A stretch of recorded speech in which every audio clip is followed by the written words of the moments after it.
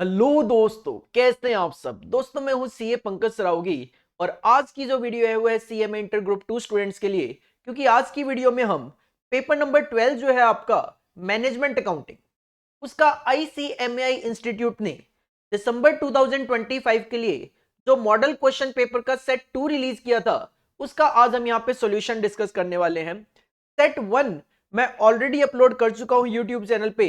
अगर आपने नहीं देखा है तो जाइए प्लेलिस्ट में, एमक्यूपी दिसंबर 2025 में आपको वहां पे सेट 1 का सॉल्यूशन देखने को मिल जाएगा। और इंस्टीट्यूट ने जो नया एमसीक्यू बैंक रिलीज किया है मैनेजमेंट अकाउंटिंग का, उसका भी सॉल्यूशन मैं ऑलरेडी अपलोड कर चुका हूं यूट्यूब चैनल पे। वो भी अगर आपने नहीं देखा है तो बिल्कुल बिल्कुल देख के जाइए दिसंबर 2025 के लिए। काफी ज्यादा इंपॉर्टेंट है क्योंकि इंस्टीट्यूट ने न्यू क्वेश्चंस ऐड किए हैं। तो जो न्यू क्वेश्चंस ऐड किए इंस्टीट्यूट ने, उसमें से काफी क्वेश्चंस आपको एग्जाम में देखने के चांसेस मुझे लगते हैं। तो चलिए स्टार्ट करते हैं एमक्यूपी सेट 2। अगर चैनल पे नए हो तो चैनल को सब्सक्राइब जरूर कर लीजिएगा, क्योंकि जैसे ही आपका पेपर होगा वैसे ही मैं एमसीक्यू के सॉल्यूशन आपको प्रोवाइड करा दूंगा और फुल फ्लेज सजेस्टेड आंसर भी आपको दिसंबर 25 के जल्दी जैसे ही पेपर कंप्लीट होगा उसके विद इन ए वीक आपको प्रोवाइड कराने की हम कोशिश जरूर जरूर करेंगे।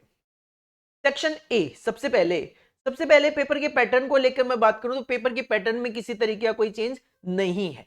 आप सेक्शन ए में 15 एमसीक्यू 2 मार्क्स के एक्सपेक्ट करते हो, वही दिए गए हैं।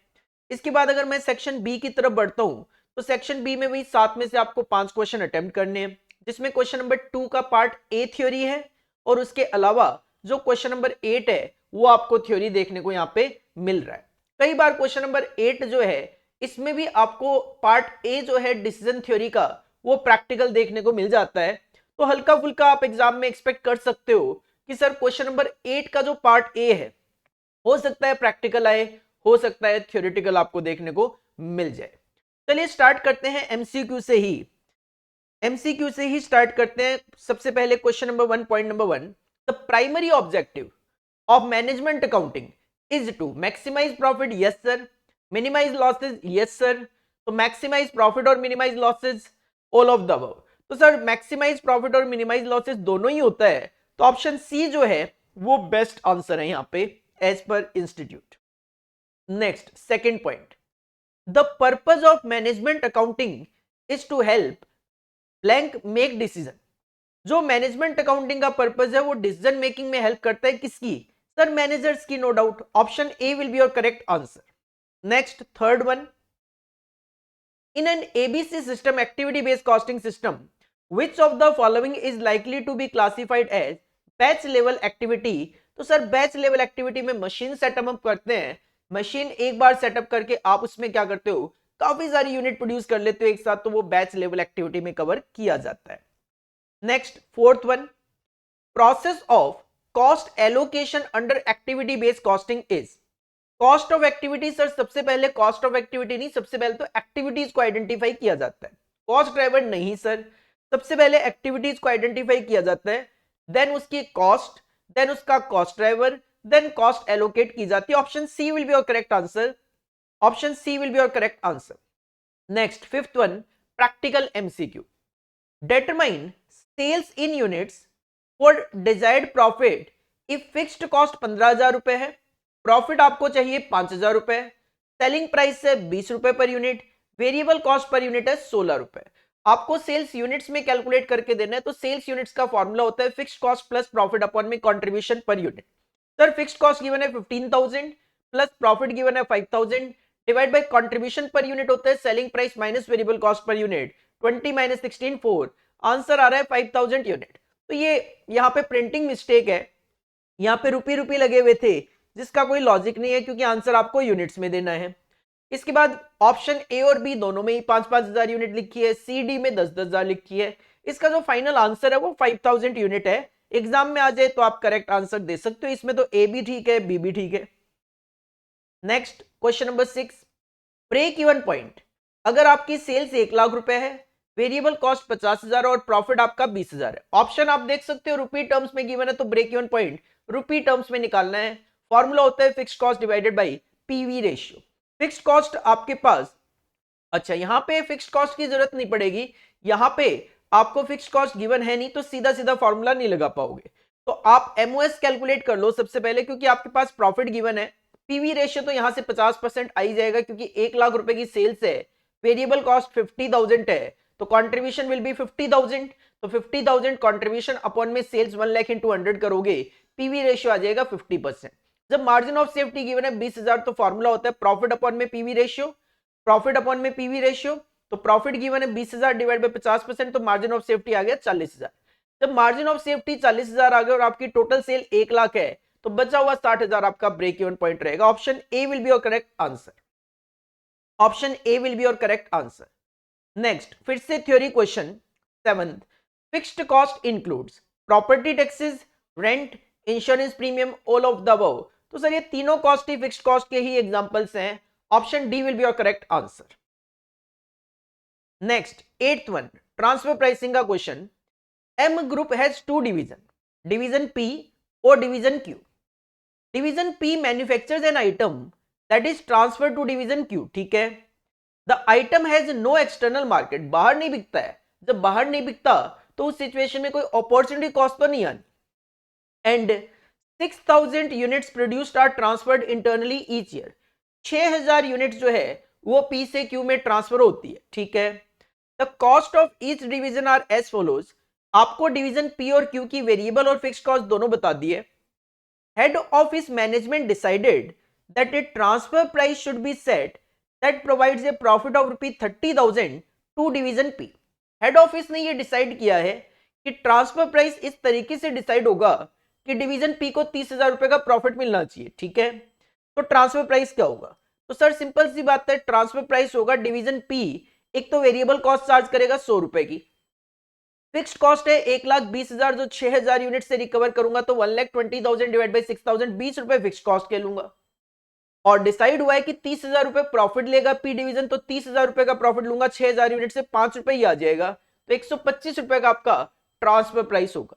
125 रुपए आप ट्रांसफर प्राइस यहां पे डिसाइड करोगे। Next 9th one, the advantages of standard cost include all of the following except. आपको बताना है स्टैंडर्ड कॉस्टिंग का एडवांटेज कौन सा नहीं है, क्योंकि क्वेश्चन कहता है ये एडवांटेजेस है तो कौन सा नहीं है, एक्सेप्ट बताना है। तो मैनेजमेंट बाय एक्सेप्शन में बी यूज्ड, सर यस, ये तो होता है advantage. Management planning is facilitated, they may simplify the costing of inventories, management must use a static budget. तो इसके लिए स्टैटिक बजट जो है, management must use a static budget, ऐसा कोई एडवांटेजेस नहीं होता। तो simply you can say sir D will be your correct answer. D will be your correct answer. Next 10th one है formula. Which of the following equation can be used to calculate a material quantity variance. Sir material quantity variance निकालना है तो standard quantity, actual quantity और standard price आपको consider करना पड़ेगा। पहले में केवल एक्चुअल क्वांटिटी है, दूसरे में भी एक्चुअल क्वांटिटी है, तीसरे में स्टैंडर्ड और एक्चुअल क्वांटिटी दोनों है। Option C will be your correct answer. Actual quantity into standard price minus standard quantity into standard price, तो फॉर्मूला हो गया एक तरीके से actual quantity minus standard quantity multiply by standard price. Sir बिल्कुल आप कैलकुलेट कर सकते हो। Option C will be your correct answer. Next 11th one, the process of budgeting help in the control of. Sir budgeting अपने को control करने में help करता है cost of production, liquidity, capital expenditure, all of the above. तो sir budget काफी तरीके के होते हैं, तो किसी बजट में आप कॉस्ट ऑफ प्रोडक्शन कंट्रोल कर रहे हो, किसी में लिक्विडिटी कैश बजट वगैरह में, किसी में कैपिटल एक्सपेंडिचर बजट बना रहे हो तो कैपिटल एक्सपेंडिचर कंट्रोल कर रहे हो। आंसर होगा D, all of the above. Option D will be your correct answer, all of the above. Next 12th one, return on equity का फॉर्मूला बताना है। रिटर्न ऑन इक्विटी का formula net profit margin into asset turnover ratio into financial leverage. Sir this is the correct answer as per DuPont analysis. Option A will be your correct answer. Next 13, responsibility accounting is used for cost control, planning, decision making और pricing। तो responsibility accounting का main purpose है cost control करना। Option A will be your correct answer. Next 14th, a type of decision making environment is certainty, uncertainty, risk, all of these। तो आप decision making sir तीनों में ही देख लेते हो, तीनों में ही आप देख लेते हो। 14 का आंसर ऑल ऑफ दीज ही होगा, क्योंकि डिसीजन मेकिंग एनवायरनमेंट, जब आप डिसीजन थ्योरी पढ़ते हो तो उसमें अंडर अनसर्टेनिटी भी पढ़ते हो, सर्टेनिटी भी पढ़ते हो, अंडर रिस्क भी पढ़ते हो. All of these will be your correct answer. और last 15th one is the minimum expected opportunity loss is equal to EVPI, that is expected value of perfect information, minimum regret equal to EMV. तो इसका जो correct answer है that will be D, both A and B equal to EVPI भी होता है तो minimum regret भी हम बोल दिया करते हैं. तो दीज आर द 15 MCQ, जिसमें अगर क्लियरली आप देखते हो प्रैक्टिकल थ्योरेटिकल, तो प्रैक्टिकल काफी कम है, प्रैक्टिकल काफी ज्यादा कम है. अगर मैं बात करूं तो प्रैक्टिकल क्वेश्चंस में आपको केवल और केवल 1, 2 और 3 MCQ प्रैक्टिकल देखने को मिल रहे हैं. हालांकि आप मानना चाहो तो मान सकते हो कि सर रिटर्न ऑन इक्विटी का जो फॉर्मूला है ये भी प्रैक्टिकल क्वेश्चन मान लिया जाए, और मटेरियल क्वांटिटी वेरिएंस का फॉर्मूला भी प्रैक्टिकल मान सकते हो, क्योंकि प्रैक्टिकल बेसिस पे इसके आंसर बहुत इजीली दिए जा सकते हैं. इनको भी अगर मैं प्रैक्टिकल कंसीडर कर लूं तो भी केवल और केवल 5 जो MCQ है, केवल और केवल 5 जो MCQ है वो प्रैक्टिकल, बाकी थ्योरेटिकल देखने को मिल रहे हैं. तो मॉडल क्वेश्चन पेपर के बेसिस पे, जैसा कि हम नॉर्मली पेपर भी एक्सपेक्ट करते हैं, तो इसके बेसिस पे आपको जो MCQ बैंक पे कंसंट्रेट करना है वो थ्योरेटिकल क्वेश्चंस पे ज्यादा करना है. वैसे भी जो प्रैक्टिकल MCQ आता है वो तो जब आप प्रैक्टिकल रिवीजन करते हो तो उसके बेसिस पे सॉल्व कर ही सकते हो आराम से, कोई दिक्कत परेशानी होती नहीं है. मेन क्या है, थ्योरी MCQ की. तो MCQ बैंक आपने जरूर करके जाना है, ऑलरेडी अपलोडेड है यूट्यूब चैनल पे, और थ्योरी MCQ जो है उसमें उन पे थोड़ा ज्यादा कॉन्सेंट्रेट करके जाना एग्जाम पॉइंट ऑफ व्यू से. इसके बाद अगर आप सेक्शन बी की तरफ आते हो, जिसमें आपको 7 में से 5 क्वेश्चन अटेम्प्ट करने हैं, तो सबसे पहले तो आपको क्वेश्चन नंबर 2 का पार्ट ए थ्योरी देखने को मिल जाता है. इंट्रोडक्शन टू मैनेजमेंट अकाउंटिंग में से discuss the difference between cost accounting and management accounting. Discuss the difference between cost accounting and management accounting. तो कॉस्ट अकाउंटिंग और मैनेजमेंट अकाउंटिंग के बीच में आपको डिफरेंस बताना है. ठीक है, अगर हमें डिफरेंस बताना है तो आप यहां पे आंसर में देख सकते हो, सिंपली ये टेबुलर फॉर्म में डिफरेंस है. मीनिंग को लेकर आप डिफरेंस बता सकते हो, एप्लीकेशन को लेकर डिफरेंस बता सकते हो, स्कोप को लेकर डिफरेंस बता सकते हो, मेजरिंग ग्रिड को लेकर बता सकते हो कि कॉस्ट अकाउंटिंग क्वांटिटेटिव होता है जबकि मैनेजमेंट अकाउंटिंग में क्वालिटेटिव भी होता है. Subset, basis of decision making, मतलब काफी सारे statutory requirement, dependence used for given है. अगर मैं क्लियरली बात करूं तो इंस्टीट्यूट ने तो यहाँ पे 1 2 3 4 5 6 7 8 9 पॉइंट डिफरेंस के बताएं, बट आप एग्जाम में अगर कॉस्ट अकाउंटिंग और मैनेजमेंट अकाउंटिंग की डेफिनेशन लिखकर, या डेफिनेशन इसमें भी आप लिख ही रहे हो, 7 पॉइंट भी अगर करेक्ट लिख के आते हो, आप वहां पे मार्क्स मिल जाएंगे, आपको 7 में से 7 भी मिल सकते हैं अगर आपका बिल्कुल करेक्ट हुआ तो. बाकी मेरा सजेशन हमेशा ये रहता है प्रैक्टिकल सब्जेक्ट में अगर पॉसिबल हो आपके लिए तो क्वेश्चन नंबर 3 4 5 6 7 जो है मैनेजमेंट अकाउंटिंग के वो अटेम्प्ट करो, क्योंकि वो आपको प्रैक्टिकल देखने को मिल जाते हैं. इसके बाद क्वेश्चन नंबर 2B की तरफ अगर मैं बढ़ूं तो क्वेश्चन नंबर 2B गिवन है from topic traditional method and activity, मतलब एक्टिविटी बेस्ड कॉस्टिंग का क्वेश्चन गिवन है. देख लेते हैं. XYZ company produces 3 products X, Y and Z. Their per unit cost data are given below. Product X, product Y और product Z. Unit produce given आपके पास 10,000, 20,000 और 30,000. Material की cost per unit given है, labour की cost per unit given है, labour hour per unit given है, machine hour per unit given है.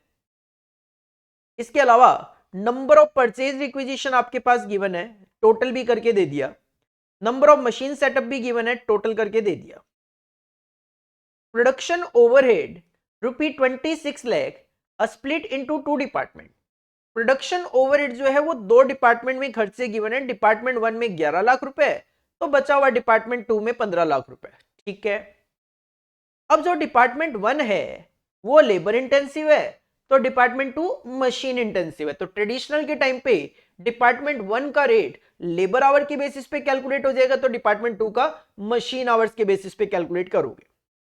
Total labour hours जो है डिपार्टमेंट 1 में 183,333 है, और टोटल मशीन आवर डिपार्टमेंट 2 में 5 लाख है. Production overhead split into ₹26 lakh, वो तो दिख ही रहा है, टोटल 26 लाख था. इस लाइन की तो कोई जरूरत थी नहीं. ये ऊपर वाली लाइन जो है वो कॉपी पेस्ट कर दी है इन्होंने गलती से। रिसीविंग एंड इंस्पेक्शन, अच्छा production overhead split into two, अलग से अब एक्टिविटी बेस्ड कॉस्टिंग के पॉइंट ऑफ व्यू से गिवन है। एक तो रिसीविंग एंड इंस्पेक्शन डिपार्टमेंट है जिसमें 14 लाख डाल दिया आपने, और एक production scheduling and machine setup department बनाया जिसमें आपने 12 लाख रुपए डाल दिए। ठीक है, you are required to prepare product cost statement बना के देना है ट्रेडिशनल और एक्टिविटी मेथड में। पहले अगर हम ट्रेडिशनल की बात कर ले, तो डिपार्टमेंट 1 लेबर इंटेंसिव है और डिपार्टमेंट 2 आपका मशीन इंटेंसिव है। तो ओवरहेड अब्जॉर्प्शन रेट आप कैलकुलेट करोगे, डिपार्टमेंट 1 का 11 लाख रुपए आपका खर्चा दिया है और डिपार्टमेंट 1 में लेबर आवर्स बताए 183,333, तो रेट आ गया 6 रुपए पर आवर। डिपार्टमेंट 2 की अगर मैं बात करूं तो डिपार्टमेंट 2 में 15 लाख रुपए का एक्सपेंस है, 15 लाख रुपए का एक्सपेंस है और नंबर ऑफ मशीन आवर जो है वो है 5 लाख, तो वो 5 लाख गिवन है, तो अकॉर्डिंगली ये 3 रुपए पर आवर आ गया, 3 रुपए पर आवर आ गया। तो इसी के बेसिस पे जस्ट आप कैलकुलेशन कर सकते हो, डिपार्टमेंट 1 का रेट 6 रुपए पर आवर और डिपार्टमेंट 2 का रेट है 3 रुपए पर आवर। तो प्रोडक्ट कॉस्ट स्टेटमेंट बनाएंगे on the basis of traditional. Sir data copy करते हैं क्वेश्चन से। मटेरियल की कॉस्ट कॉपी कर लो 50 40 30, 50 40 30। लेबर की कॉस्ट कॉपी कर लो 30 40 50, 30 40 और 50। प्राइम कॉस्ट आ गई 80 80 और 80। ओवरहेड की बात करें तो ओवरहेड का रेट आपने कैलकुलेट किया है, डिपार्टमेंट 1 का रेट है 6 रुपए पर आवर, डिपार्टमेंट 1 का रेट है 6 रुपए पर आवर और लेबर आवर्स है 3 इंटू 6 18, 4 इंटू 6 24, 5 इंटू 6 30, 18 24 30। डिपार्टमेंट 2 का आपका जो रेट है 3 रुपी पर मशीन आवर है और मशीन आवर है 4 4 और 7, तो 4 इंटू 3 12, 4 इंटू 3 12, 7 इंटू 3 21। आपको आपकी टोटल कॉस्ट पर यूनिट पता लग गई। This is the traditional method costing application. इसके बाद एक्टिविटी बेस्ड कॉस्टिंग में अगर हम जाते हैं तो एक्टिविटी बेस्ड कॉस्टिंग के लिए आपको यहां पे नंबर ऑफ परचेज रिक्विजिशन और number of machine setup given है। तो आपका जो रिसीविंग एंड इंस्पेक्शन है वो परचेज रिक्विजिशन के बेसिस पे हो जाएगा, तो production scheduling machine setup number of machine setup के बेसिस पे आ जाएगा। रिसीविंग एंड इंस्पेक्शन 14 लाख है, अच्छा ये खर्चा बांटा हुआ है 14 लाख और 12 लाख। 14 लाख रुपीस का खर्चा है, 5000 रिक्विजिशन के लिए, तो 14 लाख डिवाइडेड बाई 5000, रेट आ जाएगा आपका 280 रुपए का, 280 रुपए पर रिक्विजिशन। और सेकंड अगर मैं बात करूं तो 12 लाख रुपए का खर्चा आपने डिस्ट्रीब्यूट किया है सेटअप में, 12 लाख रुपए का खर्चा है 800 सेटअप के लिए, तो 1500 रुपए का खर्चा आ जाएगा, 1500 रुपए का खर्चा आ जाएगा, 1500 रुपए का खर्चा आ जाएगा। सबसे पहले प्राइम कॉस्ट तो आप ऊपर से ही कॉपी कर लो, चाहे 80 रुपए सीधा सीधा। इसके बाद ऑर्डर रिसीविंग एंड इंस्पेक्शन का खर्चा आपको शो करना है।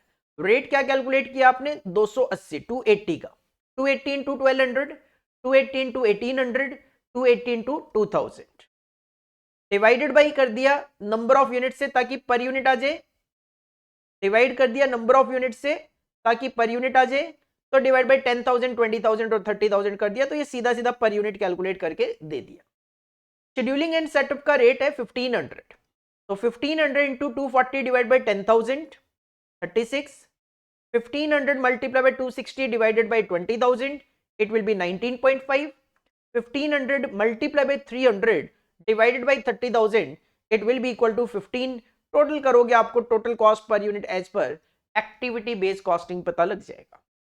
सिंपल। तो एक basic question activity based costing में से, और एग्जाम में आप क्वेश्चन एक्टिविटी बेस्ड कॉस्टिंग का 100% एक्सपेक्ट कर सकते हो।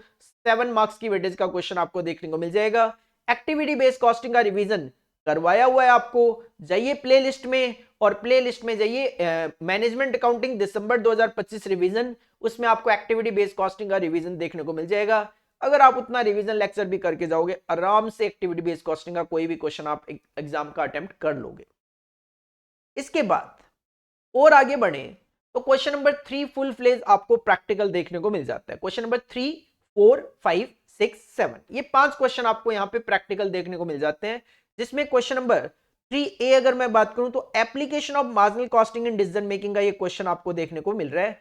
Question number 3A, question number 3A, carbon limited manufactures 50,000 units of a product with the following cost breakup. 50,000 unit बना रही है कंपनी फिलहाल, material cost, wages cost, direct expense, other variable cost, fixed cost, इस तरीके से 16 रुपए इन्होंने show कर दिया। लेकिन कहते हैं the product with the same specification is available in the market at a price of 14। लेकिन मार्केट से अगर खरीदा जाए तो ये 14 में मिल जाता है। तो क्वेश्चन की पहली डिमांड तो ये, examine whether you would decide two by the component at this price. क्या 14 पे खरीदोगे? तो सर ये फिक्स्ड कॉस्ट तो इररिलेवेंट होती है जब हम डिसीजन मेकिंग करते हैं। तो एक्चुअल में हमारी जो कॉस्ट है वो है 5312 1.2 और 2.5, तो ये 12 रुपए ही है। मार्केट में अगर 14 में खरीदोगे तो एज ए कंपनी आपको 2 रुपए का नुकसान ही होना है। तो कहीं ना कहीं आपको 14 पे मार्केट से नहीं खरीदना चाहिए, नहीं खरीदना चाहिए। सिंपल सी बात यह है कि मार्जिनल कॉस्ट जो है वो 12 रुपए है, रेलिवेंट कॉस्ट, तो 14 पे आपको मार्केट से नहीं खरीदना। The company should go for making the product as marginal cost is lower than the current price. तो पहले पॉइंट का आंसर तो यही है। सेकेंड पॉइंट में कहते हैं calculate and evaluate your decision if the supplier offer to sell the product at a price of 11। अगर आपको 11 में मिल जाए तो सर 11 में मिल जाए तो हम बिल्कुल ले लेंगे। क्यों? क्योंकि मेरी कॉस्टिंग तो 12 रुपए आएगी, 11 में मैं खरीद लूंगा। The company should by the product from the market. और 12 में अगर मिले तो हम इनडिफरेंस पॉइंट पे है, खरीद भी सकते हो, चाहो तो इंटरनली बना सकते हो। The company can either make और प्रोडक्ट इंटरनली और बाई फ्रॉम द आउटसाइड। क्यों? क्योंकि इस सिचुएशन में आपको किसी भी अदर तरीके का कोई नुकसान तो है नहीं। हाँ, कोई नॉन कॉस्ट फैक्टर आपको कंसिडर करने हैं तो आप कर सकते हो, क्योंकि 12 रुपए मैं बनाऊंगा तो कॉस्ट है, 12 रुपए बाहर से कॉस्ट आएगी। इन डिफरेंस पॉइंट पे हो, खरीदना है खरीदो, बनाना है तो बना सकते हो। तो ये तो आपको एक छोटा क्वेश्चन 7 मार्क्स का मेक और बाई का डिसीजन मेकिंग में से देखने को मिल गया। इसके बाद इसके साथ जो क्वेश्चन नंबर 3B अटैच है, that is from transfer price question. Transfer price question exam में भी आपको ट्रांसफर प्राइसिंग का 7 मार्क्स का एक क्वेश्चन दिखाई देगा।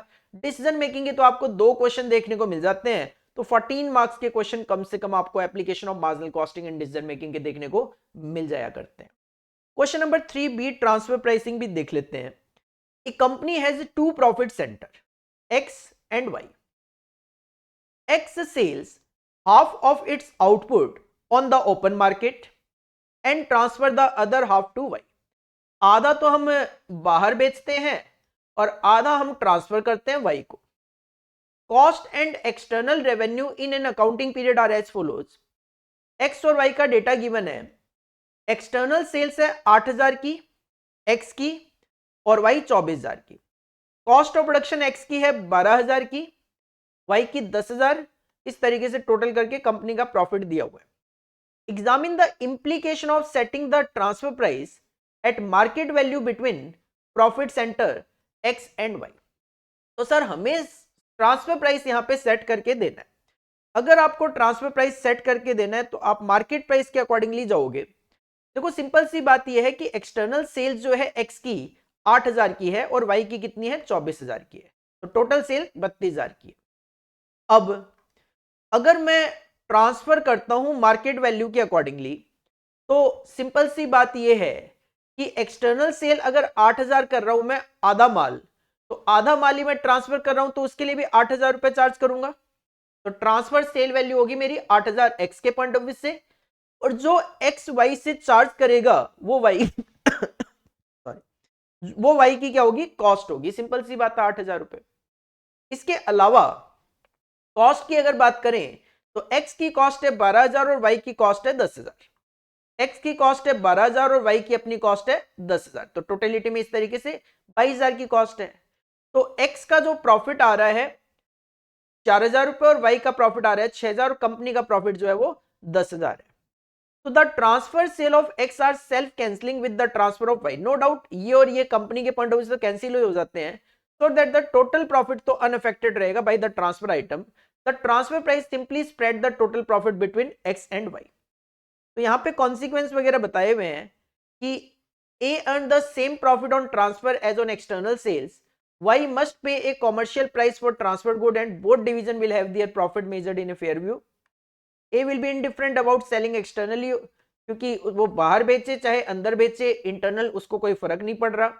तो X division market based transfer price therefore ideal लग रहा है। तो ठीक है, कोई दिक्कत नहीं है। इन्होंने सिंपली यही बोला है कि आपको इंप्लीकेशन बताना है transfer price at market value हो तो सर मार्केट वैल्यू अगर ट्रांसफर प्राइस है तो एक्स को कोई फर्क नहीं पड़ रहा क्योंकि एक्स बाहर बेचे इंटरनल ट्रांसफर करे उसके प्रॉफिट पे कोई इंपैक्ट नहीं आ रहा।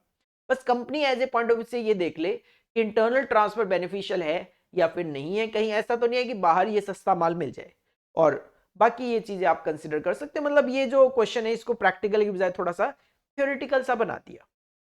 इसके बाद अगर आप क्वेश्चन नंबर 4 की तरफ बढ़ते हो, पार्ट ए जो है वो हमें देखने को मिल रहा है मार्जिनल कॉस्टिंग का, तो पार्ट बी जो है वो आपको एप्लीकेशन ऑफ मार्जिनल कॉस्टिंग का ऑप्टिमम प्रोडक्ट मिक्स देखने को मिल रहा है। Question number 4A from marginal costing, A retailer dealer in garments is currently selling 24,000 shirts annually. अभी हम 24,000 शर्ट्स बेच रहे हैं। He supplied the following details for the year ended 31st December 2024. Selling price है 40 का, 25 रुपए का वेरिएबल कॉस्ट है तो 15 रुपए आपका कंट्रीब्यूशन आ गया। फिक्स्ड कॉस्ट आपकी एक नहीं तीन फिक्स्ड कॉस्ट है आपकी, और टोटल अगर मैं बात करूं तो ये 2,40,000 रुपए की फिक्स्ड कॉस्ट है। Staff salary, general office cost, advertising. As a cost accountant of the firm you are required to calculate the following each part independently. Point number 1, calculate the break even point and margin of safety in sale revenue. Sir amount term में बताना है। Break even point का formula होता है fixed cost divide by PV ratio. Fixed cost है 2,40,000, PV ratio की बात करें तो कंट्रीब्यूशन पर यूनिट 15 है, तो पीवी रेशियो आ जाएगा आपका 15/40, इट विल बी 37.5%। तो अकॉर्डिंगली फिक्स्ड कॉस्ट है 2,40,000 divided by 37.5%, it will be 6,40,000 your break even point.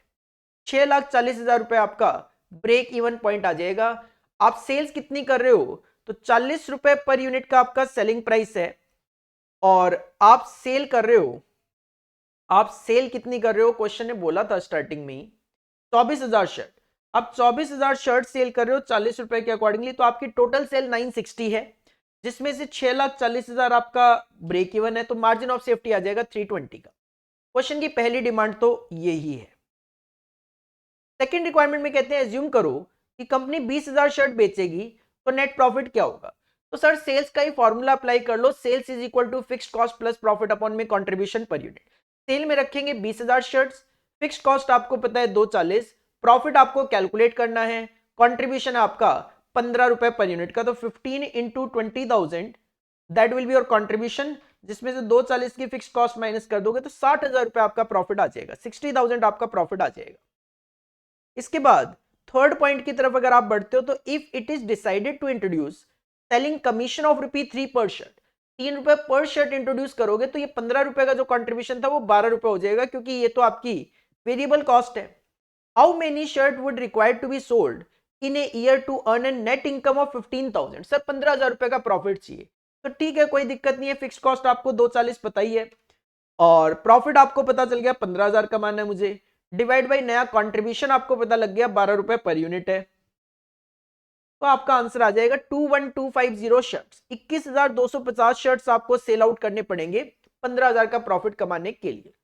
इसके बाद फोर्थ पॉइंट में कहते हैं calculate the break even point in units और रेवेन्यू दोनों टर्म में for the year 2025 an additional staff salary of 34,000 is anticipated. तो सर ये 240 की जो फिक्स्ड कॉस्ट चल रही थी वो हो जाएगी 274 की, एंड द सेलिंग प्राइस पर शर्ट इंक्रीज कर दोगे आप 15% से, तो सेलिंग प्राइस जो 40 चल रहा था 15% से इंक्रीज करना है, मतलब ये हो जाएगा 46, ये 25 रुपए है, तो आपका कंट्रीब्यूशन पर यूनिट हो जाएगा 21 रुपए का, 21 का। तो फिक्स्ड कॉस्ट कैलकुलेट क्या करना है, break even point, fixed cost upon में कंट्रीब्यूशन पर यूनिट।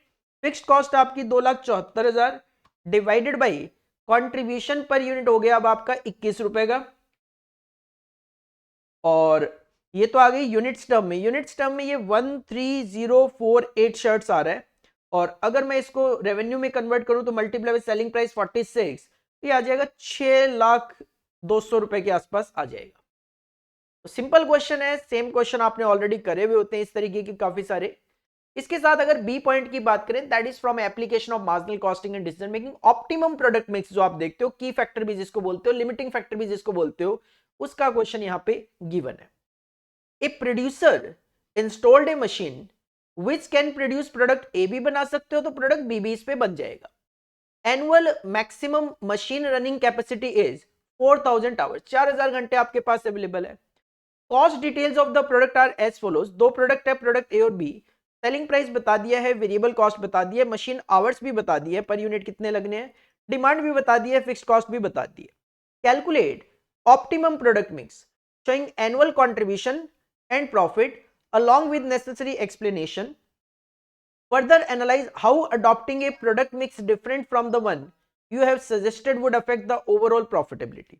सर देख लेते हैं अभी देख लेते हैं। देखो क्वेश्चन ने क्या कहा है, सेलिंग प्राइस है 50 रुपए। सबसे पहले तो स्टेटमेंट ऑफ रैंकिंग आप बनाओगे, स्टेटमेंट ऑफ रैंकिंग आप बनाओगे। स्टेटमेंट ऑफ रैंकिंग की अगर मैं बात करता हूं तो सेलिंग प्राइस है मेरा 50 और 20 का, माइनस करेंगे वेरिएबल कॉस्ट 30 और 12, तो मेरा कंट्रीब्यूशन पर यूनिट आ गया 20 और 8। 20 रुपए को कमाने के लिए 10 घंटे लगेंगे तो 2 रुपए पर आवर आएगा, जबकि बी में 2 घंटे ही लगेंगे 8 रुपए को कमाने में, 4 रुपए पर आवर आएगा। तो बी इज मोर प्रॉफिटेबल अगर हम लिमिटिंग फैक्टर के पॉइंट ऑफ व्यू से बात करें। तो सबसे पहले मैं प्रोडक्ट बी बनाऊंगा। प्रोडक्ट बी अगर मैं 1600 यूनिट बनाता हूं, 2 घंटे लग जाने हैं, तो 3200 घंटे लग जाने हैं मेरे। तो 1600 यूनिट तो मैं बना लूंगा बी की, 3200 घंटे लग गए, मेरे पास बचे केवल 800 घंटे, क्योंकि मेरे पास 4000 घंटे थे। तो उन 800 घंटों में मैं 80 यूनिट बना पाऊंगा प्रोडक्ट ए की, प्रोडक्ट ए की 80 यूनिट बना पाऊंगा। 80 यूनिट बनेगी ए की, बी की बनेगी 1600 यूनिट्स, और कंट्रीब्यूशन पर यूनिट आप कमा रहे हो 20 और 8 का। तो 20 इंटू 80 और 1600 इंटू 8, तो सर आपका टोटल कंट्रीब्यूशन जो आने वाला है वो आएगा 14,400, जिसमें से आप फिक्स्ड कॉस्ट 10,000 रुपए माइनस करोगे तो आपका प्रॉफिट आएगा 4400।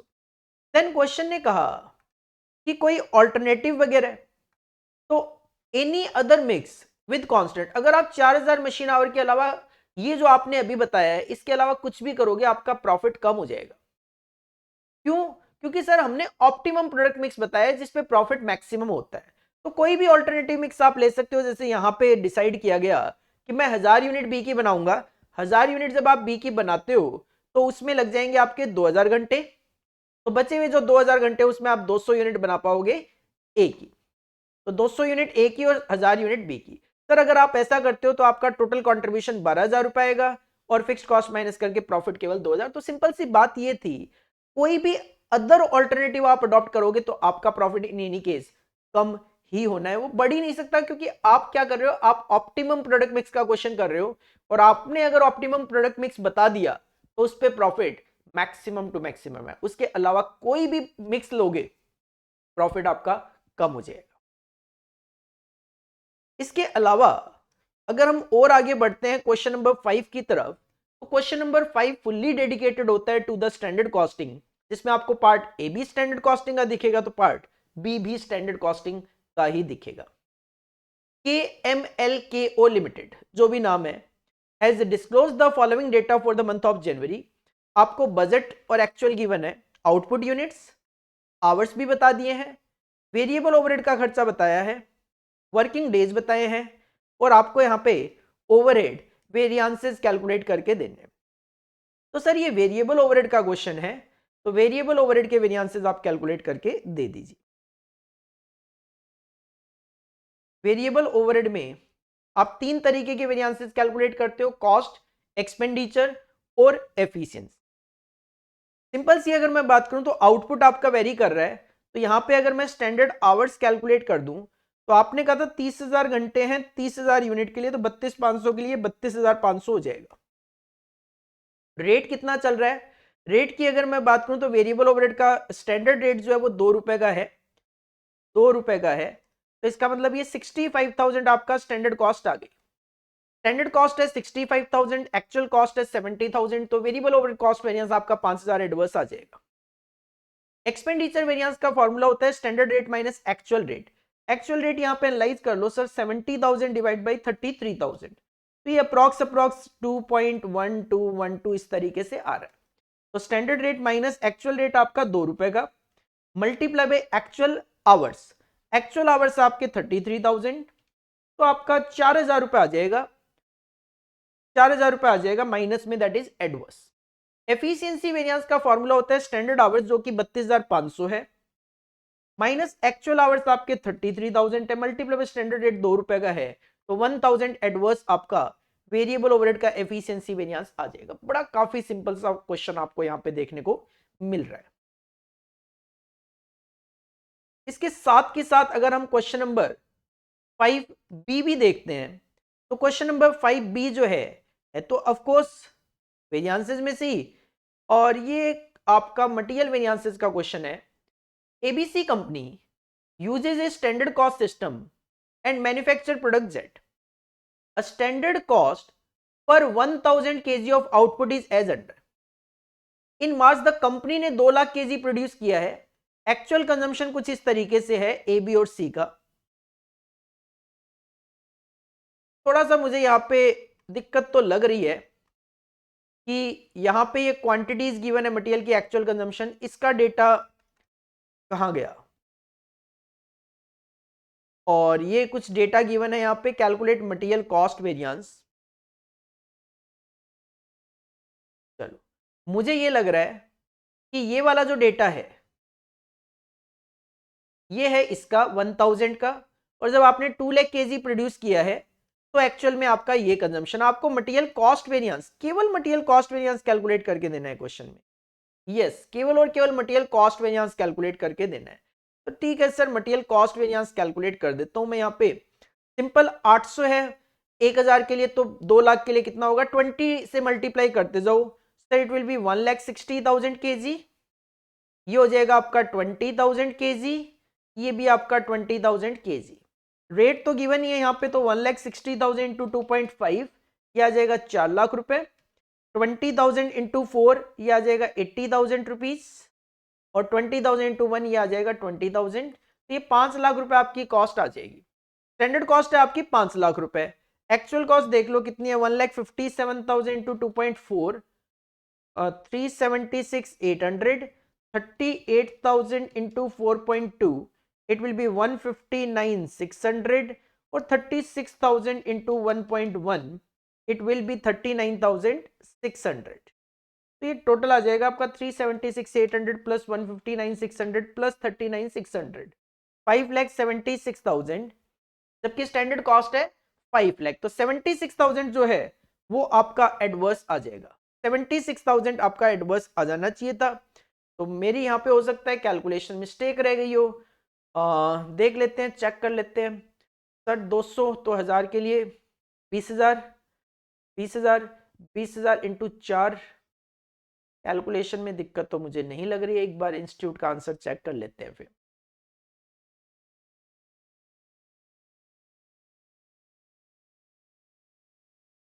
प्रिंटिंग मिस्टेक ही लग रही है मुझे, नहीं 200 इंटू, सर ठीक है 200 इंटू, यहाँ पे मैंने मिस्टेक करी है, ये 40,000 और 40,000 आ रहा था, तो ये 1,60,000 था, ये 40,000 था। ठीक है, ये 6 लाख ही था, ये 6 लाख था, तो 6 लाख में से 576 यहाँ पे माइनस करें तो 24,000 फेवरेबल आ गया। ठीक है, मैंने यहाँ पे बाई मिस्टेक 2 लाख के लिए कैलकुलेशन करना था, 1 लाख के लिए कर दिया था बी और सी में। ठीक है, 24,000 रुपए आपका आंसर आ गया favourable.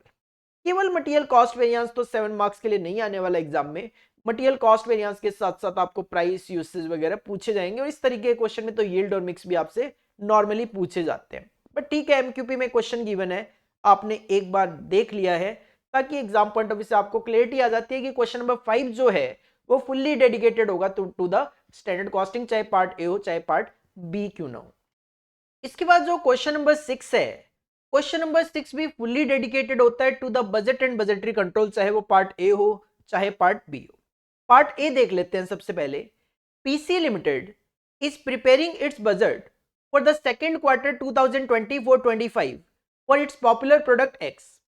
The following information has been provided to assist in the budget preparation. The company anticipate की सेल हम कर लेंगे 1,50,000 bags of eggs during the second quarter. आपको सेल पता लग गई, और सेलिंग प्राइस होगा 1,200 रुपए। Each bag of X required 2.5 metre of raw material Y and 7.5 metre of raw material Z. ये है मटेरियल का consumption. Planned stock levels for raw material and finished goods are outlined as follows. Opening और closing आपको finished goods का भी given है, raw material Y और raw material Z का भी गिवन है, और एम्प्टी बैग का भी गिवन है। वाई की जो कॉस्ट है वो 160 पर मीटर है, जेड की कॉस्ट 30 पर मीटर, और एम्प्टी बैग की कॉस्ट 120 रुपए एक की है। It require 9 minute of direct labour to produce and fill 1 bag of eggs, labour की कॉस्ट 70 पर आवर है। वेरिएबल मैन्युफैक्चरिंग कॉस्ट 60 पर बैग है, फिक्स्ड मैन्युफैक्चरिंग कॉस्ट 40 लाख रुपए per quarter. Variable selling and admin का खर्चा 5% of sale, fixed admin and selling का खर्चा 3,75,000 per quarter है। क्वेश्चन आता है prepare a production budget in terms of quantity for second quarter 2024-25। Sir production budget simple बन जाएगा, सेल आपके पास गिवन है 1,50,000, ऐड करोगे क्लोजिंग 33 माइनस करोगे ओपनिंग, तो 1,50,000 प्लस 33,000 माइनस 45,000, तो प्रोडक्शन बजट आ जाएगा 1,38,000 यूनिट्स का। 1,38,000 यूनिट्स आप प्रोड्यूस करोगे सेकंड क्वार्टर में। This is the first requirement of the question. Second requirement में क्वेश्चन ने कहा prepare raw material purchase budget for raw material Y and Z for empty bag for the second quarter both in terms of quantity and value. Sir ठीक है, 4 column ले लो including particulars, particular Y Z और empty bag. Production कितना कितना करना है, 138 का प्रोडक्शन करना आपको, 138 का। तो एक को बनाने के लिए 2.5 मीटर लगना है, तो 1,38,000 इंटू 2.5 3,45,000 चाहिए अपने को वाई। जेड लगेगा 7.5, तो ये चाहिए आपको 10,35,000 और एम्प्टी बैग तो जितनी क्वांटिटी उतने एम्प्टी बैग, तो 1,38,000। ऐड कर लो क्लोजिंग स्टॉक गिवन आपके पास तीनों 78,000, 141 और 84,000। टोटल रिक्वायरमेंट पता लग गई। माइनस कर दो ओपनिंग स्टॉक 96,000, 171 और 1,11,000। आपको क्वांटिटी टू बी परचेज पता लग गई। रेट आपके पास गिवन है तीनों के ही, दैट इज 160, 30 और 120। मल्टीप्लाई करोगे तो अमाउंट में भी पता लग गया। This is your purchase budget in quantity and amount.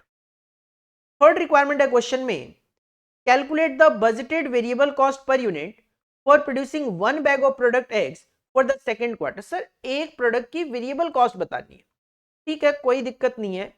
Material लगेगा आपका 2.5 मीटर का, रेट है इसका 160, तो 160 इंटू 2.5 400 रुपए का मटेरियल लगेगा वाई। जेड की अगर बात करें, जेड लगेगा 7.5, रेट है 30 का, तो 30 इंटू 7.5 इट विल बी 225। एक बैग की जरूरत पड़ेगी जो 120 रुपए का है। इसके अलावा 9 मिनट लगेंगे लेबर के, 70 रुपए 1 घंटे का है, तो 70 है 60 मिनट्स के लिए, तो 9 मिनट के लिए आ जाएगा ये 10.5। मैन्युफैक्चरिंग ओवरहेड की बात करें तो 60 रुपए पर बैग आपकी वेरिएबल मैन्युफैक्चरिंग ओवरहेड की कॉस्ट है। और क्वेश्चन ने बोला है, ध्यान देना, क्वेश्चन ने बोला है केवल और केवल variable cost per unit producing की बतानी है, तो जो सेलिंग वाला पार्ट है 5% ऑफ सेल वो कंसिडर नहीं करना।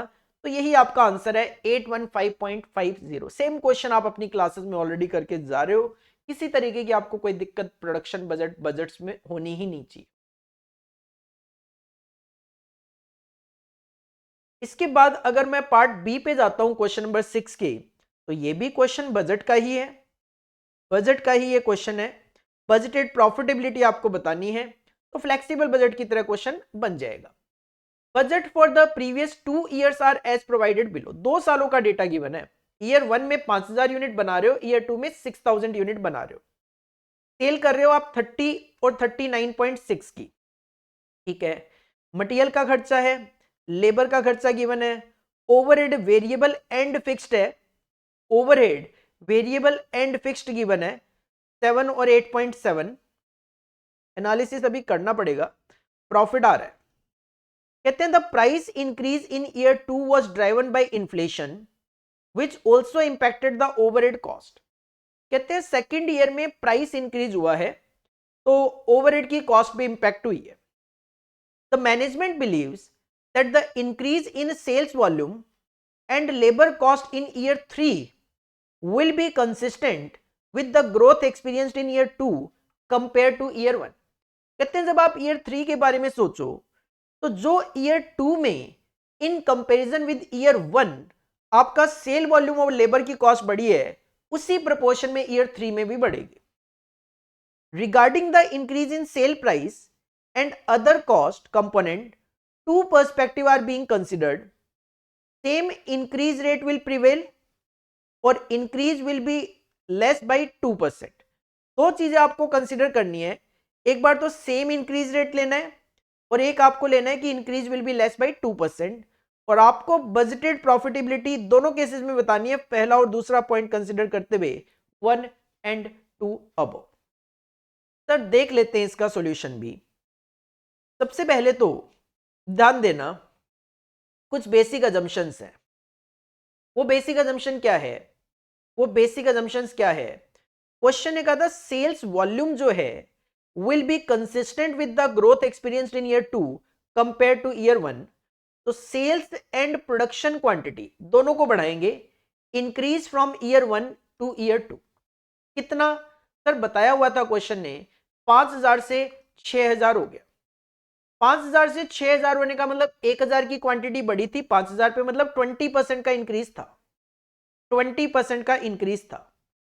अगर 20% का इंक्रीज था तो सेकंड ईयर में 6000 थी क्वांटिटी, पहला व्यू देख रहा हूं फिलहाल मैं केवल, तो 20% इंक्रीज करने का मतलब it will B 7200 units. It will B 7200 units.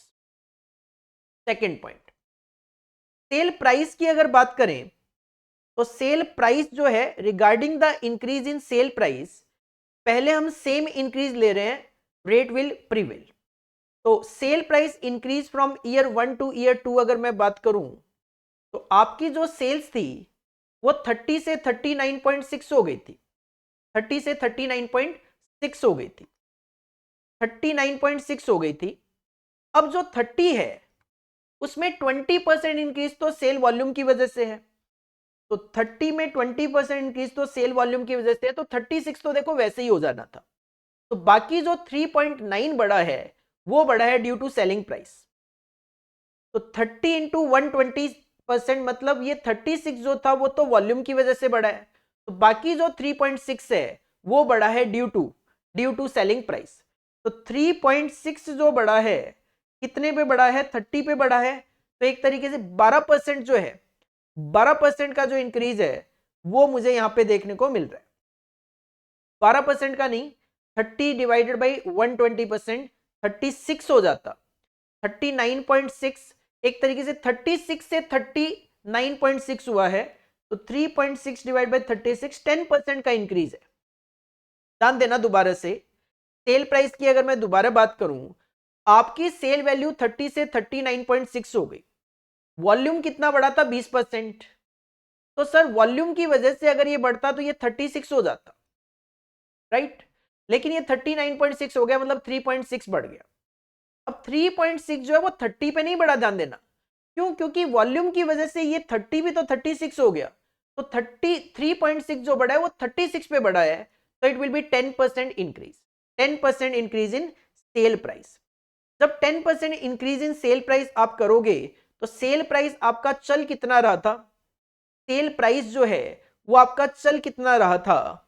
तो सेल प्राइस आपका चल रहा था, यहां पे अगर मैं कैलकुलेट करूं तो 39.6 डिवाइड बाई 6000, ये 0.0066 आ रहा है, तो वो 10% से बढ़ जाएगा आपका, तो ये 0.00726 हो जाएगा। और नंबर ऑफ यूनिट आपकी कितनी है? नंबर ऑफ यूनिट आपकी ईयर 3 में 7200 होगी, तो ये आंसर बनेगा आपका 52.27।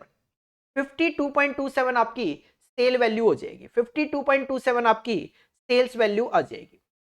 इसके बाद और आगे बढ़े मटेरियल के प्राइस इंक्रीज पे, तो मटेरियल का प्राइस इंक्रीज भी सेम तरीके से आपको कंसिडर करना है जैसे आपने सेल देखा कि सर ये जो 12.5 है, 12.5 जो है 20% तो वॉल्यूम ही बढ़ गया, तो 15 तो वैसे ही हो जाना था, तो ये 0.75 जो है वो प्राइस की वजह से बढ़ा है।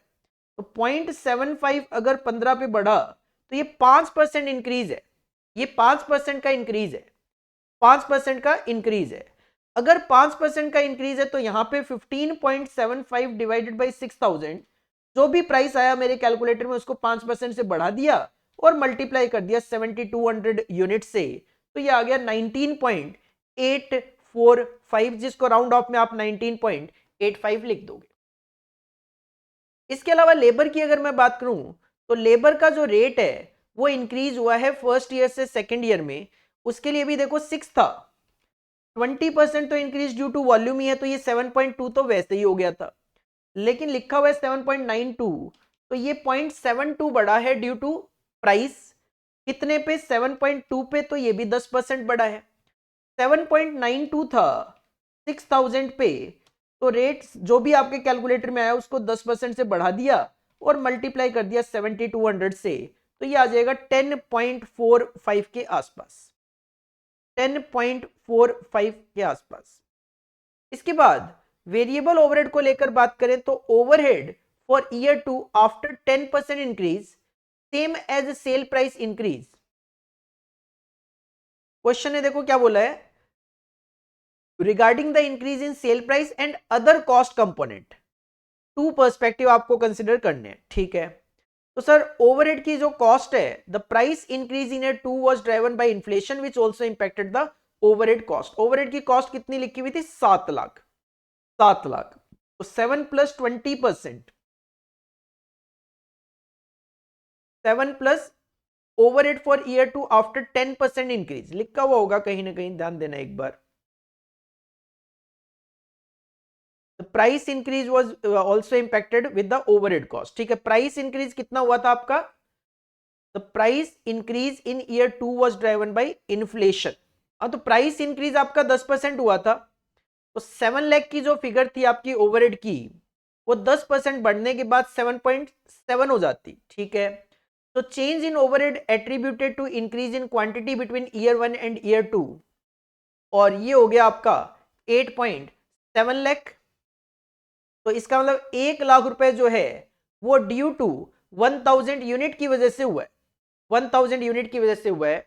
तो we can say variable overhead जो है for year 2 at the rate of ₹1 lakh for 1000 unit, तो 6000 यूनिट के लिए कितना होगा, 6 लाख रुपए। मतलब इसमें 6 लाख रुपए तो वेरिएबल है, तो बचा हुआ 2.7 लाख जो है वो आपका फिक्स्ड है, वो फिक्स्ड है। अब जो 6 लाख था, जो 6 लाख है वो तो 10% से बढ़ जाएगा। 6 लाख जो था वो 6 लाख पहले तो वॉल्यूम की वजह से बढ़ गया 20%, फिर प्राइस की वजह से बढ़ गया 10%, तो ये 7.92 हो गया। और जो फिक्स्ड ओवरहेड है वो था 2.7 लाख, तो वो 10% से बढ़ गया, तो 2.7 प्लस 10% इट विल बी 2.97।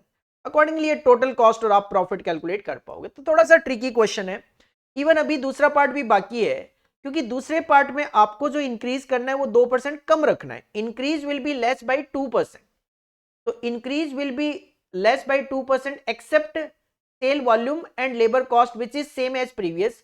क्यों, क्योंकि क्वेश्चन ने बोला है सेल प्राइस और अदर कंपोनेंट आपको कंसिडर करने हैं, two perspective are being considered. Same increase rate will prevail, increase will be less by 2%। तो सर नंबर ऑफ यूनिट आप सेम रख लोगे 7200 यूनिट, 7200 यूनिट। यहां पे जो 10% बढ़ाया था, 10% ना बढ़ा के 8% बढ़ाना है, 8% बढ़ाना है। तो 52.27 अगर 110 था तो 108 हो जाएगा आपका 51.32। सिमिलरली ये जो 19.85 था, ये अगर 105 था तो 103 हो जाएगा आपका 19.47। लेबर में किसी तरीके का कोई चेंज नहीं करना है। इंक्रीज बाय 2%, ये थोड़ा आधा अधूरा लिखा हुआ है, क्लियरली मैं बात करूं, increase will be less by 2%। Sale price, regarding the increase in cell price and other cost component, two perspectives are considered, ठीक है। तो वही है कि देखो यहां पे क्वेश्चन में थोड़ा सा अलग हिसाब किताब और सॉल्यूशन में थोड़ा सा अलग चीजें दी हुई है। ये तो मैं एनालाइज कर ही पा रहा हूं, ये तो मैं एनालाइज कर ही पा रहा हूं, ये सब भी ठीक था, ठीक है। यहां पे क्वेश्चन ने कहा था कि the management believes that the increase in sales volume and labour cost in year 3 will be consistent with the growth experienced in year 2 compare to year 1। तो इस पॉइंट को अलग कंसीडर करते हुए इन्होंने सेल वॉल्यूम और लेबर कॉस्ट तो वैसे ही रखा है जैसे पहले था, 7200 7200, लेबर की कॉस्ट भी सेम रखी है। बाकी जो अदर कंपोनेंट थे उसमें आपने 2-2% का डिक्रीज डाल दिया। जैसे ये 7.92 था 110 के अकॉर्डिंगली, तो 108 के अकॉर्डिंगली हो जाएगा 7.78, और फिक्स्ड ओवरहेड 2.97 था 110 के अकॉर्डिंगली, तो 108 के अकॉर्डिंगली हो जाएगा 2.92। तो मेरे हिसाब से तो इस क्वेश्चन में थोड़ा और ज्यादा क्लैरिटी होनी चाहिए थी यहां पे कि increase will be less by 2% except except sale volume and labour cost. अब यहां पे क्वेश्चन का आंसर इंस्टीट्यूट ने दे दिया है, तो पता लग गया कि सेल वॉल्यूम और लेबर कॉस्ट के पॉइंट को ये अलग कंसीडर कर रहे हैं, और बाकी जो सेल प्राइस है और अदर कॉस्ट कंपोनेंट है उसको अलग कंसीडर कर रहे हैं। लेकिन ये अदर कॉस्ट कंपोनेंट में ये तो कहीं नहीं लिखा क्वेश्चन ने कि हम लेबर कॉस्ट की बात नहीं कर रहे, तो थोड़ा सा और क्लैरिटी होनी चाहिए थी क्वेश्चन में। और ये क्वेश्चन जो है ये नया क्वेश्चन है, आप एग्जाम पॉइंट ऑफ व्यू से इसको करके जाओ, मे भी आपको ये सेम क्वेश्चन एग्जाम में फिगर चेंज के साथ देखने को मिल जाए, हो सकता है, पॉसिबिलिटी है। इसके बाद अगर क्वेश्चन नंबर 7 की तरफ बढ़ते हैं, तो क्वेश्चन नंबर 7 में पार्ट ए आपको ईवीएम में से और पार्ट बी आपको लर्निंग कर्व में से देखने को मिल रहा है। XYZ Limited furnishes the following information from which you are required to calculate the economic value added of the company. EV आपको कैलकुलेट करके देना है। Equity share of ₹1000 each, 158,200, 12% debenture of ₹10 each, 50 lakh, tax का रेट है 30%, financial leverage given है, security premium account में 155 लाख है, free reserve है 154 का, कैपिटल रिजर्व है 109 का। It is a prevailing practice for companies in the industry to which XYZ belongs to pay at least a dividend of 15% per annum to equity share holder. आपको EVA calculate करके देना है। Sir EVA का formula तो वही होता है net operating profit after tax minus में capital employed into cost of capital का रेट। तो इसके लिए आपको काफी सारी कैलकुलेशंस यहां पे करनी पड़ेगी। देखो सबसे पहले हम यहाँ पे ईवीए तो कैलकुलेट करने की कोशिश कर ही रहे हैं, बट उससे भी पहले calculation of net profit after interest and tax हम यहाँ पे कैलकुलेट कर रहे हैं। देखो इंटरेस्ट तो पता लग ही जाएगा, 50 लाख रुपए का 12% जो है 50 लाख रुपए, 12% debentures of ₹10 each, 50 lakh debentures हैं, 50 लाख डिबेंचर है 10 रुपए वाले, तो 5 करोड़ हो गया। 5 करोड़ का 12%, 60 लाख रुपए आपको इंटरेस्ट पे करना है, ठीक है। तो फाइनेंशियल लेवरेज का फॉर्मूला अप्लाई किया है ईबीआईटी अपॉन में ईबीटी, ईबीआईटी अपॉन में ईबीटी। सर फाइनेंशियल लेवरेज हमारे पास क्वेश्चन में गिवन है 1.1, ईबीआईटी में यहां से कैलकुलेट करना चाह रहा हूं, ईबीटी को ओपन करके लिख दिया ईबीआईटी माइनस इंटरेस्ट, तो यहां से बहुत इजीली आप ईबीआईटी कैलकुलेट कर सकते हो, जैसे आप एफएमबीडीए में कैलकुलेट किया करते हो, बिल्कुल वैसे ही इसको सॉल्व करोगे तो ईबीआईटी मिलेगा आपको 6 करोड़ 60 लाख का, 6 करोड़ 60 लाख का profit after interest, but before tax करोगे तो 6 करोड़ 60 लाख में से आपने इंटरेस्ट माइनस कर दिया तो ईबीटी आ गया, जिसमें से आप टैक्स माइनस करोगे 30% का, तो ये आपका प्रॉफिट आफ्टर टैक्स आ गया। प्रॉफिट आफ्टर टैक्स आ गया 4 करोड़ 20 लाख रुपए का। 4 करोड़ 20 लाख रुपए का आपका प्रॉफिट आफ्टर टैक्स आ गया, लेकिन मुझे तो net operating profit after tax चाहिए होता है, तो आप इसमें इंटरेस्ट एड बैक करोगे, इंटरेस्ट एड बैक करोगे, इंटरेस्ट नेट ऑफ टैक्स करोगे, या सिंपल सी मैं बात करूं, सिंपल सी अगर मैं बात करूं तो आपने ईबीआईटी कैलकुलेट किया था यहां पे कितना 6 करोड़ 60 लाख, और टैक्स का रेट कितना था 30%, टैक्स का रेट कितना था 30%, तो आप उसको सीधा सीधा ही कर देते। क्लियरली अगर मैं बात करूं आपको इतनी कैलकुलेशन करने की जरूरत थी नहीं, आप क्या कर सकते थे, नेट ऑपरेटिंग प्रॉफिट आ गया था, हमें net operating profit after tax चाहिए, तो 6 crore 60 lakh into 1 minus T करते, तो आप सीधा सीधा यहां पे 462 पे पहुंच जाते। क्लियरली माइनस इसमें से करना होता है अपने को कॉस्ट ऑफ कैपिटल, तो उसके लिए कैपिटल इंप्लॉयड की आपको जरूरत पड़ने वाली है, उसके लिए आपको कैपिटल इंप्लॉयड की जरूरत पड़ने वाली है। तो कैपिटल इंप्लॉयड आप क्वेश्चन में देख लो कितना है, कैपिटल इंप्लॉयड आप क्वेश्चन में देख लो कितना है। Sir 158,200 is the number of shares, 1000 से मल्टीप्लाई करोगे तो ये 1.582 लैक्स आ गया। सिक्योरिटी प्रीमियम अकाउंट में पड़ा हुआ है 155 लाख, फ्री रिजर्व अकाउंट में पड़ा हुआ है 154, कैपिटल रिजर्व में पड़ा हुआ है 109, और ये हो गया आपका टोटल 2000, और डेट पड़ा हुआ है आपके पास 500 लाख का, तो आपकी टोटल कैपिटल इंप्लॉयड आ गई 2500 लाख की। इस पे अप्लाई करते हो आप WACC weighted average cost of capital का रेट, तो सर ये सारा का सारा इक्विटी का पार्ट था और डेट था आपका 500, तो वेट्स आपने कैलकुलेट कर लिए। इसके लिए कॉस्ट ऑफ इक्विटी का रेट आपके पास गिवन था क्या, सर कॉस्ट ऑफ इक्विटी का रेट गिवन था अपने पास 15% का, 15% का।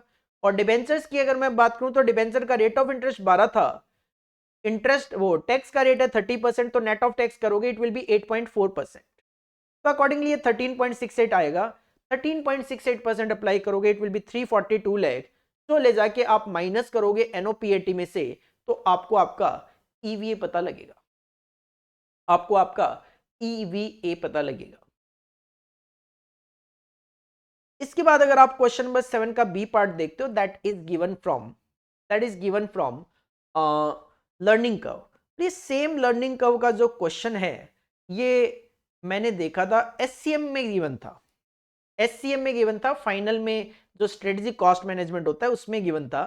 The usual learning curve model is y is equal to ax की power b, where y is the average time per unit, for x unit a होता है पहली unit में जो टाइम लग रहा है वो, b लर्निंग कोएफिशिएंट होता है, तो log 0.8 डिवाइड बाय log 2 मतलब 80% की लर्निंग है यहाँ पे, तो उसकी वैल्यू गिवन आपके पास -0.322। ए बता दिया है 10 घंटे है, लर्निंग का रेट 80% लेना है। आपको सबसे पहले तो एवरेज टाइम निकालना है 20 यूनिट्स के लिए, तो y is equal to A X की power b, y is equal to A है 10, x है 20 की पावर -0.322। इसको जब आप सॉल्व करते हो, इसको जब आप सॉल्व करोगे तो आपको यहाँ पे लॉग पता लगेगा 0.5811, जिसकी वैल्यू ऑलरेडी आपके पास गिवन है एंटी लॉग की, तो आपका आंसर 3.812 आएगा। जब आपको कैलकुलेट करना है टोटल टाइम फॉर 30 यूनिट्स, तो x की जगह 30 ले लोगे, अकॉर्डिंगली आप सॉल्व करोगे तो आपको लॉग मिलेगा 0.5244, जिसकी वैल्यू आपके पास क्वेश्चन में गिवन है 3.345। मल्टीप्लाई करोगे इसको 30 से, तो आपको 30 यूनिट का टोटल टाइम पता लग जाएगा। जब आपको 31 से 40 के लिए कैलकुलेट करना है तो आप 40 के लिए कैलकुलेट कर लो, क्योंकि 30 के लिए तो ऑलरेडी कैलकुलेट कर चुके हो। तो x लोगे 40, उसको सॉल्व करोगे तो लॉग आएगा 0.4841, जिसकी एंटी लॉग की वैल्यू ऑलरेडी गिवन है आपके पास 3.049। इसको मल्टीप्लाई करोगे 40 से, तो आपको 40 यूनिट का टोटल टाइम पता लग जाएगा। इसमें से 30 यूनिट का टोटल टाइम माइनस कर दोगे तो 31 से 40 यूनिट का टाइम पता लग जाएगा। और इसके बाद जो क्वेश्चन नंबर 8 है वो गिवन आपको थ्योरेटिकल। ए पार्ट गिवन है, explain the concept of a decision tree as a tool of management decision making, also summarise its merits, फायदे बताने हैं in analysing sequential decision and expected outcome. Decision theory का theory question given है, but आप यहाँ पे decision theory का exam point of view से प्रैक्टिकल क्वेश्चन भी एक्सपेक्ट कर सकते हो। एक बार ये थ्योरी आप अटेम्प्ट करना चाहो तो पढ़ के देख सकते हो। बाकी मैं प्रैक्टिकल सब्जेक्ट में बिल्कुल भी आपको सजेस्ट नहीं करता कि थ्योरी के लिए जाओ, प्रैक्टिकल पढ़ के जाओ ना सारा का सारा। क्वेश्चन नंबर 3, 4, 5, 6, 7 अटेम्प्ट करो, और इवन 8 तो बिल्कुल भी मत करो। अगर आपको कोई क्वेश्चन 3, 4, 5, 6, 7 में से नहीं भी आता है तो आप इंट्रोडक्शन टू मैनेजमेंट अकाउंटिंग की थ्योरी पढ़ के चले जाओ, जो कि क्वेश्चन नंबर 2 का पार्ट ए और उसके साथ बी पार्ट आपको प्रैक्टिकल देखने को मिल जाए। यहाँ पे 8B की बात करूं तो यहाँ पे एसेंशियल फीचर्स बताने आपको रिस्पॉन्सिबिलिटी अकाउंटिंग के, काफी फेमस क्वेश्चन है रिस्पॉन्सिबिलिटी अकाउंटिंग में से भी आपको हर बारी थ्योरी क्वेश्चन देखने को मिल जाता है। तो ये आपको पॉइंट्स जो लिखे हुए हैं वो आप अगर थ्योरी अटेम्प्ट करने का आपका माइंड है बिल्कुल भी, तो आप ये थ्योरी पॉइंट्स की हेडिंग्स जो है ये पढ़ के चले जाइए। इंटरनल मैटर जो है 1 से 2 बार प्लेन रीड कर लो तो आप यहाँ पे लिख पाओगे। तो ये था हमारा model question paper set 2 management accounting का, जो कि दिसंबर 2025 के लिए आईसीएमआई ने रिलीज किया है। एक बार इसको जरूर जरूर जरूर करके जाओ, क्योंकि इसमें से आपको इक्का दुक्का एमसीक्यू भी देखने को मिल जाएंगे। पेपर के पैटर्न का तो आइडिया मिल ही जाएगा कि सर मेरे एग्जाम में जो क्वेश्चंस आने वाले हैं, शॉर्टली पॉइंट ऑफ व्यू से मैं बात करूं तो क्वेश्चन नंबर 2B आपको एक्टिविटी बेस्ड कॉस्टिंग का देखने को मिल जाएगा। क्वेश्चन नंबर 3 की मैं बात करूं तो 3 का पार्ट ए आपको डिसीजन मेकिंग और पार्ट बी जो है वो ट्रांसफर प्राइस में से देखने को मिल जाएगा। क्वेश्चन नंबर 4 जो है वो मुझे मिक्सअप ऑफ मार्जिनल कॉस्टिंग और एप्लीकेशन ऑफ मार्जिनल कॉस्टिंग देखने को मिल जाएगा। क्वेश्चन नंबर 5 जो है वो फुल्ली डेडिकेटेड होगा to standard costing. Question number 6 जो है वो फुल्ली डेडिकेटेड होगा budget and budgetary control. Question number 7 जो है उसमें ईवीए के साथ लर्निंग कर्व भी हो सकता है, और इवन डिसीजन थ्योरी का क्वेश्चन भी आप यहाँ पे देख सकते हो, या फिर कई बार यहाँ पे ईवीए तो है ही, कई बार यहाँ पे रेजिडुअल इनकम वगैरह का क्वेश्चन भी आपको देखने को मिल सकता है। तो ये आप जरूर जरूर करके जाइए और वीडियो को लाइक कर दीजिए और चैनल को सब्सक्राइब करना बिल्कुल भी नहीं भूलना है। लास्ट में बता दूं आपको, एमसीक्यू बैंक नया वाला ऑलरेडी अपलोड करा हुआ है यूट्यूब चैनल पे, प्लेलिस्ट में जाकर आपको देखना है। और मैनेजमेंट अकाउंटिंग का 100% practical revision lectures already uploaded है यूट्यूब चैनल पे, बिना देखे बिल्कुल मत जाइएगा, काफी ज्यादा बेनिफिशियल लेक्चर्स हैं। एमक्यूपी सेट 1 ऑलरेडी अपलोडेड है, 2 आप अभी देख ही रहे हो। और चैनल को सब्सक्राइब कर लीजिएगा, क्योंकि जैसे ही आपका मैनेजमेंट अकाउंटिंग का पेपर होगा, सेम डे में आपको एमसीक्यू के आंसर दे दूंगा जो पेपर में आएंगे, और फुल पेपर का आंसर भी आपको विद इन ए वीक हम अपने यूट्यूब चैनल पे प्रोवाइड करवा देंगे। तो चैनल को सब्सक्राइब करना तो बनता है। चलिए मिलते हैं, thank you, bye bye and all the best for exam, thank you.